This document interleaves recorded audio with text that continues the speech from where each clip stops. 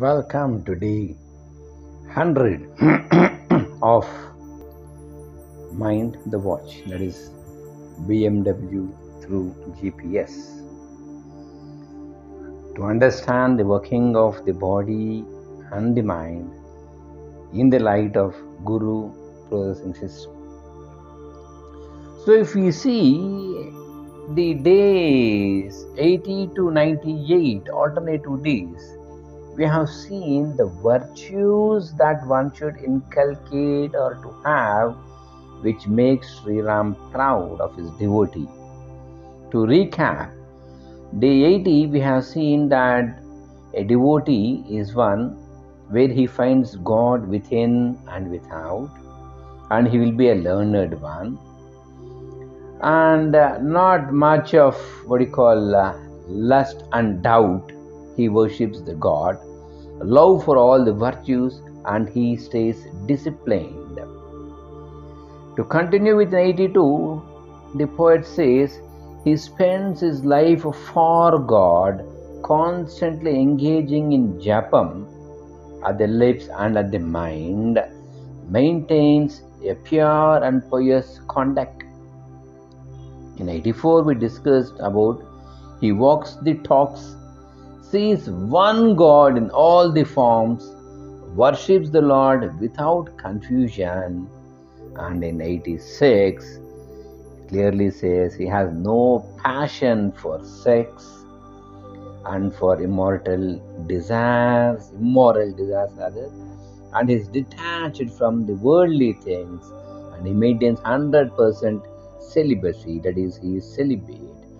Austerity in practices, calm within, with zero temptations for the world of attractions outside. In 88, we discussed about non-selfishness nature and no malice in the mind, non-arrogant, does not fall prey for worldly attachments, speaks only the good, that too with utmost humility. Day 90, it said that he fills his time in only philosophical discourses and free from deceit, does not entertain in disputes and wrangles of the world, pleasures in the discussions related to the origin of the universe and the cosmos. 92, we discussed about that he is always courteous in nature, loved by all and affable, is ever prudent and well established in truth, never lies at any cost, talks only that is relevant and that is real. 94, we saw that he enjoys his own company and he is his best friend, never into wild fancies, firmly resolved in God, and he is unshaken in his faith and in moral. 96th day, it says his mind is free from desires and deliberations, always abiding in love and affection, and his character is so virtuous that even Raghunatha gets indebted in his devotees' virtue.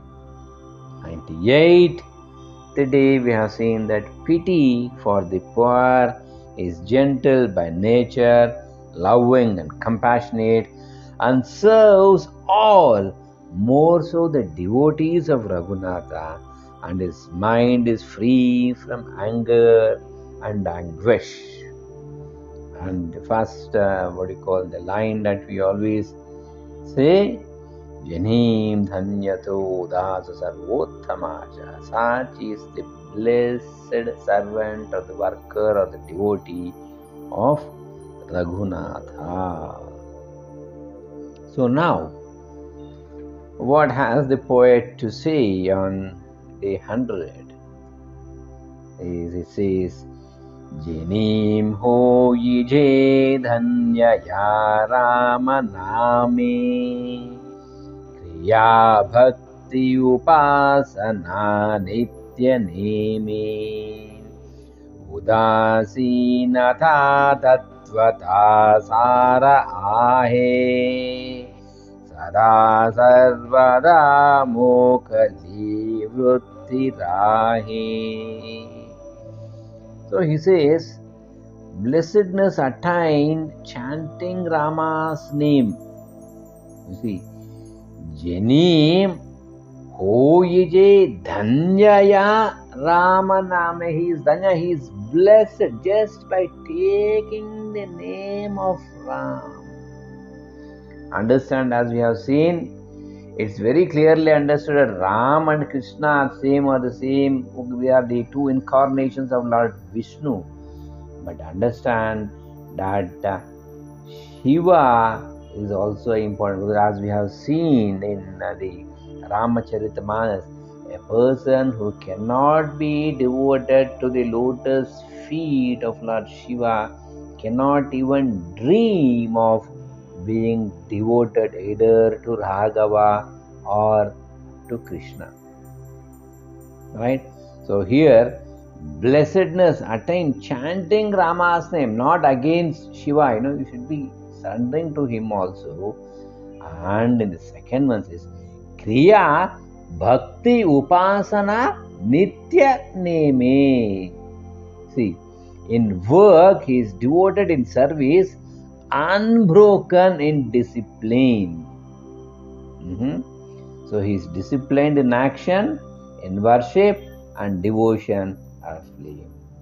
And in the third one he says, Udasinatha tattvata sara ahe.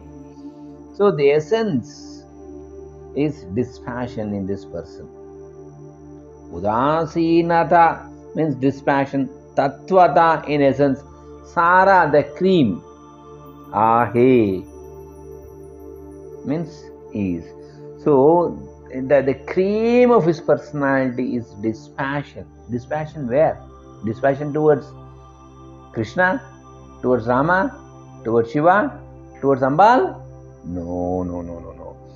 He is dispassionate towards all the worldly objects. That we should be very clear. He is disciplined. Generally, we understand that spiritual people, they can be as they are, bindas. But they are highly disciplined also. He is disciplined. He revels in the name of the God. Here in this particular case, it is Rama. As we have seen, Janim Oihe Dhanyaya Rama Nami. And Udasinata Tattvata Sarahe. So his essence inside is totally dispassionate. Not towards a few. We are dispassionate towards people from whom we have no interest and we have no gain. Isn't it? The whole life revolves around gain and pain.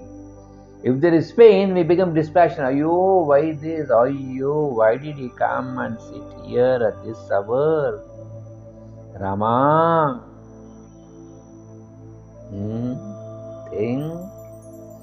But here is dispassionate towards the world. And as we have seen the qualities, he is all loving. He serves the devotees of the Lord. Think. So as we are going further, we should not slip off or drop off what virtues we have learned earlier, my dear friends. Generally, a lot of us, as we go ahead, for example, if you want to ascend the stairs, it is said until and unless you leave the first step, you can't go to the second step, isn't it? You have your leg on step 1. If you want to go to step 2, then you have to lift your leg from step 1 and place it on step 2. Only then you ascend. But here in this case, that doesn't work. You have to carry the previous steps along with you till you reach the destination, till you culminate one with the Parabrahma Tattva, or till you culminate one in Sri Krishna or Sri Ramachandra here. Isn't it? There, again he continues, Sada sarvada mokali vrittirahe. Always at all times free from attitudes he stays. We have a lot of attitudes. The moment we open our mouth, it is filled with lies. Think. He is reaping freedom from its dispassionation. That's what it says. Dispassionate. That attitude is not there. Some people itch on their hands also about attitude. Saying, comparing to the bones, it is so deep. I tell you, my dear friends, initially attitude might look rich because it is filled and pampered with ego. But as long as that attitude is there, ascending into the kingdom of God is not possible. You should drop the attitude. You should drop the egoistic mind and thinking and be simple and loving from inside to outside. That is the way to Godhood. Stay put in this thought till we meet next.